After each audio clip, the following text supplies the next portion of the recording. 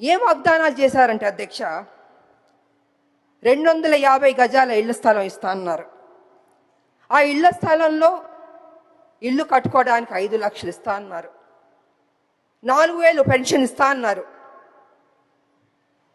10 లక్షల health insurance ఇస్తా అన్నారు. ఉద్యోగం ఇస్తా అన్నారు. ఇలాగ అనేక వాగ్దానాలు చేశారు అధ్యక్ష. నాకు నిజంగా చాలా సంతోషం అనిపించింది అధ్యక్ష. కానీ ఏమైందంటే అధ్యక్ష, అధికారంలోకి వచ్చింది కాంగ్రెస్, అన్నీ జరిగిపోయినాయి అధ్యక్ష. చూస్తూ చూస్తూ 2 సంవత్సరాలు అయిపోయింది అధ్యక్ష. ఇంతవరకు మా ఉద్యమకారులకి మా ప్రభుత్వం ఇవ్వలేదు అధ్యక్ష. అది కొంచెం నాకు బాధగా అనిపించింది అధ్యక్ష.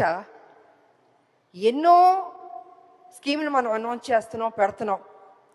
మా ఉద్యమకారులకు ఫస్ట్ ప్రయారిటీ ఇచ్చి చేస్తుంటే, ఏదైతే మనం కదా చెప్పాం ఉద్యమకారులకి ఇల్లు ఇస్తా అన్నాం, పెన్షన్ ఇస్తా అన్నాం, ఆరోగ్యం గురించి హెల్త్ ఇన్సూరెన్స్ ఇస్తా అన్నాం, ఉద్యోగం ఇస్తాను, ఇలా అన్నీ మనమే కొంచెం చెప్పాం కదా అధ్యక్ష.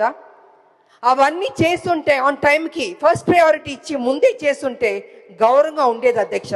ఇవాళ పరిస్థితి ఏమైందంటే అధ్యక్ష, ఉద్యమకారులు అడుగుతున్నారు, అయ్యా మీరు కదా మాకు ప్రామిస్ చేశారు, ఏమైంది అని వాళ్ళు చాలా గౌరవంగా మర్యాదగా ప్లీజింగ్గా అడిగారు అధ్యక్ష.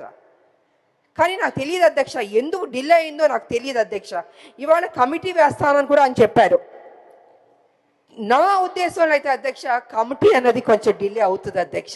ఇప్పటికే 2 ఏళ్ళు అయిపోయింది, 2 ఏళ్ళు పైన అయిపోయింది మా ప్రభుత్వం వచ్చి, కాంగ్రెస్ ప్రభుత్వం.